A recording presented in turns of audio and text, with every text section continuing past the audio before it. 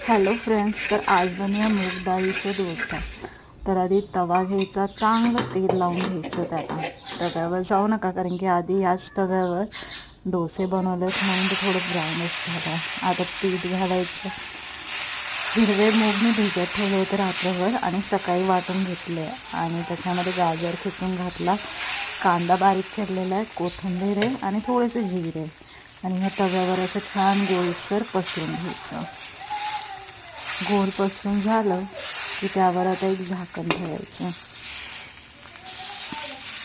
जाड बनवू नका आणि अति पातळी बनवू नका. पातळ झालं तर त्याला पलटता येणार नाही आणि जाड झालं तर ते थोडंफार कच्चे देखील राहील. आता ह्याला झाकून घ्यायचं आणि वाफेवर 3 ते 4 मिनटं छान होऊन द्यायचं. आणि आता हे झालेलं पलटायचं आणि पलटल्यावर दुसरी बाजूही करून घ्यायची.